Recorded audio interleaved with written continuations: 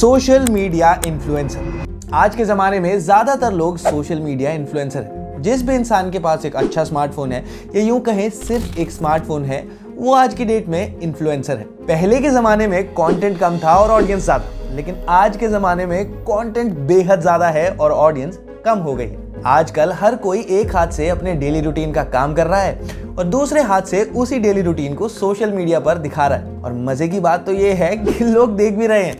बस एक क्लिक और आप फंस गए in an endless loop of reels and shorts.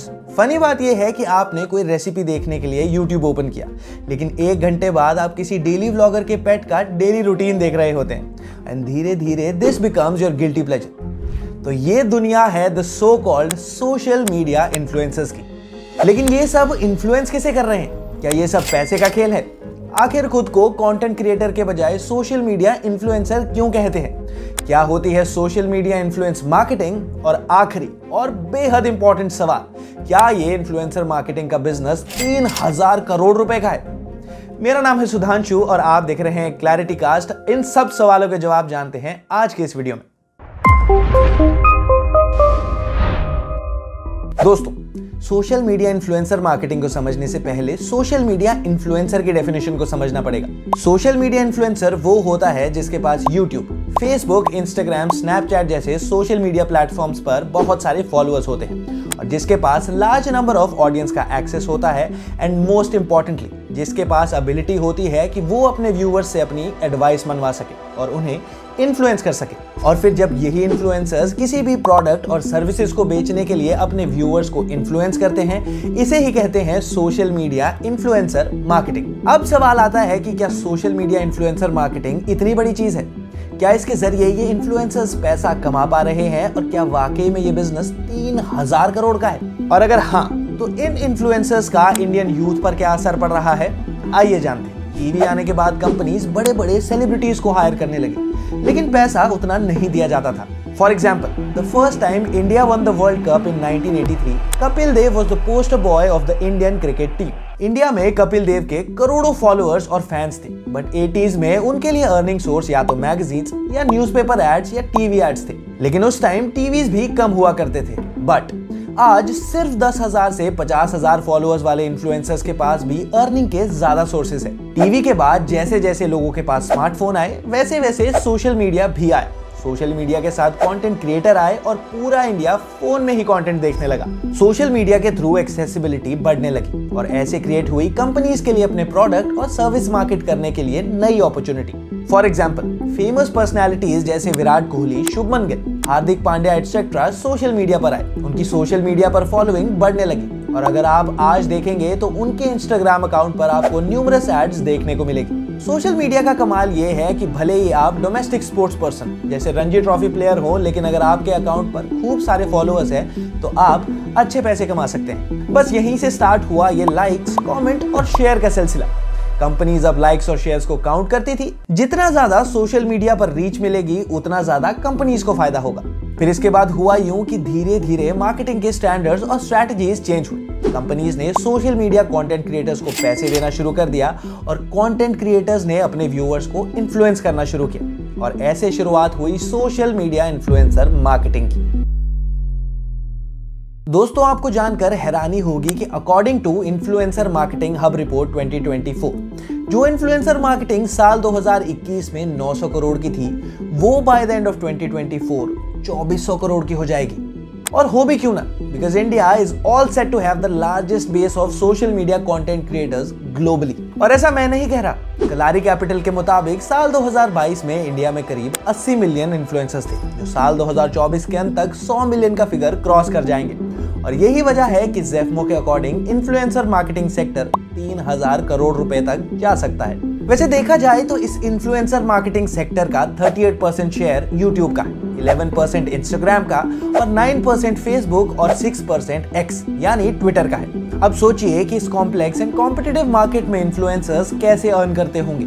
आम जनता को ये लगता है कि सभी सोशल मीडिया इन्फ्लुएंसर जो यूट्यूब, इंस्टाग्राम और फेसबुक पर कंटेंट बनाते हैं, वो सब अच्छा पैसा कमाते हैं, जबकि वो सच नहीं है और रियलिटी कुछ और ही है।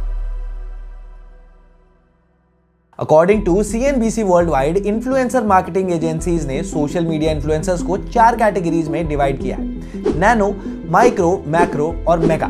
ये कैटेगरीज फॉलोअर्स के बेसिस पर बनाई जाती है। इसकी डिटेल में जाएं तो नैनो इन्फ्लुएंसर्स वो होते हैं जिनके 1000 से 10,000 फॉलोअर्स होते हैं, वहीं माइक्रो में 10,000 से 1 लाख और मैक्रो में 1 लाख से 1 मिलियन, और मेगा वो होते हैं जिनके 1 मिलियन यानी 10 लाख से ज्यादा फॉलोअर्स होते हैं।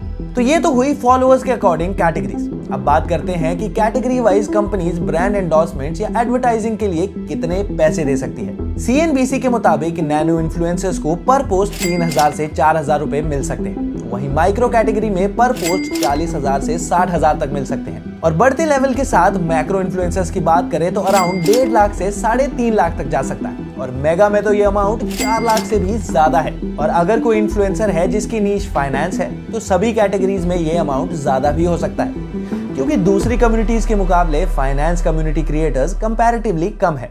वैसे ज़ेफमो की रिपोर्ट से देखा जाए तो 2024 में माइक्रो इन्फ्लुएंसर्स का रेवेन्यू शेयर 9% से बढ़कर 14% तक जा सकता है, और इसके पीछे की वजह हम आपको बताते हैं। सिर्फ इंस्टाग्राम की ही बात करें तो अकॉर्डिंग टू स्टैटिस्टा, साल 2023 तक इंडिया में इंस्टाग्राम इन्फ्लुएंसर्स की रेस में नंबर ऑफ माइक्रो इन्फ्लुएंसर्स सबसे ज्यादा थे, यानी वो इन्फ्लुएंसर्स जिनकी फॉलोइंग 10,000 से 1 लाख तक की है।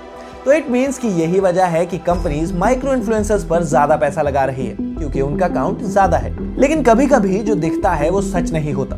सोशल मीडिया इन्फ्लुएंसर्स का काउंट 8 करोड़ के ऊपर जाने वाला है, पर सिर्फ 1.5 लाख ऐसे इन्फ्लुएंसर्स हैं जो महीने का $200 से ज्यादा कमा रहे हैं। बाकियों का क्या हो रहा है ये किसी को नहीं पता।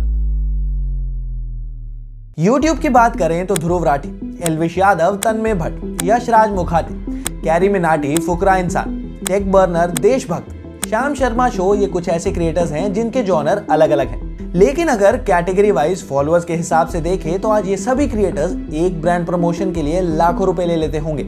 आपने अक्सर इन सभी को अपनी वीडियोस के बीच में ये कहते सुना होगा, link in description, link in bio, या ये कूपन कोड यूज करने से डिस्काउंट मिलेगा। तो इसे ही कहते हैं सोशल मीडिया इन्फ्लुएंसर मार्केटिंग। लेकिन एक टाइम था जब इन्हें भी पैसे कम ही दिए जाते थे, क्योंकि स्टार्टिंग में इनके फॉलोअर्स भी कम थे, और जिस तरह ये मार्केटिंग एजेंसीज कैटेगरी डिवाइड करती है उस हिसाब से उतना पैसा नहीं बना पाते थे। धीरे धीरे फॉलोइंग बढ़ी तो ब्रांड से पैसा मिलने लगा, प्लस ये लोग कॉलेज जॉब छोड़कर फुल टाइम यूट्यूबर बने, जिसके बाद इन्होंने अपने खुद के ब्रांड, प्रोडक्ट और सर्विसेज लॉन्च की। जैसे ध्रुव राठी ने अपना कोर्स लॉन्च किया, टेक बर्नर के श्लोक श्रीवास्तव ने अपनी लेयर्स और ओवरलेस कंपनी स्टार्ट की, और देशभक्त और एल्विश यादव ने अपने मर्चेंडाइज, और तब जाकर ये लाइफस्टाइल हासिल की है। The mental health issues India में 42% ग्रेजुएट्स जिनकी उम्र 25 साल से कम है वो अनएम्प्लॉयड है। लेकिन रील में हर बड़े इन्फ्लुएंसर की लग्जूरियस लाइफ देखकर यूथ उसके पीछे की रियलिटी ना जानते हुए उसके जैसा बनना चाहता है।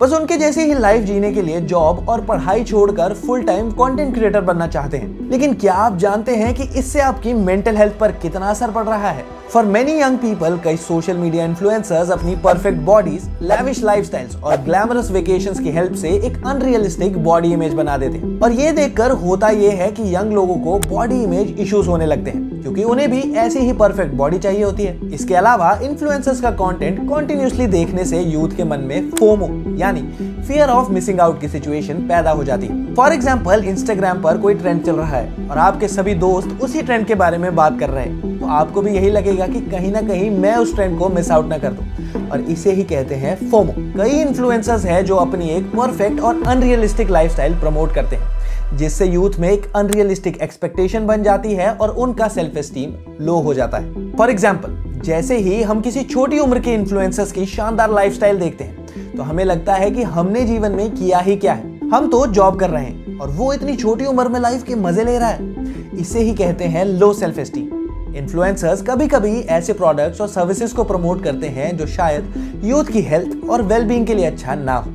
Like some influencers may promote unhealthy diet and fitness products that can harm young people's health. Last but not the least, social media influencers का काउंट बढ़ने से फेक न्यूज और मिस इन्फॉर्मेशन का काउंट भी बढ़ने लगा है। Many influencers have been known to spread false information and baseless rumors, which can be damaging to the youth who follow them. जिसका नुकसान ये है कि यंग लोगों की क्रिटिकल थिंकिंग लैग कर जाती है और वो कोई इन्फॉर्मेशन पाने के लिए रिलायबल सोर्सेज के बजाय सोशल मीडिया पर जाता है। इसलिए हम कहते हैं कि फेक न्यूज से बचना है और देश विदेश के हर टॉपिक पर सही इंफॉर्मेशन पाना है, वो भी क्लैरिटी के साथ। तो अभी सब्सक्राइब कीजिए हमारे चैनल क्लैरिटी कास्ट को। अगर वीडियो पसंद आए तो लाइक और शेयर करें ताकि इंडिया का हर यूथ रहे इन्फॉर्म। मेरा नाम है सुधांशु, मिलते हैं अगली वीडियो।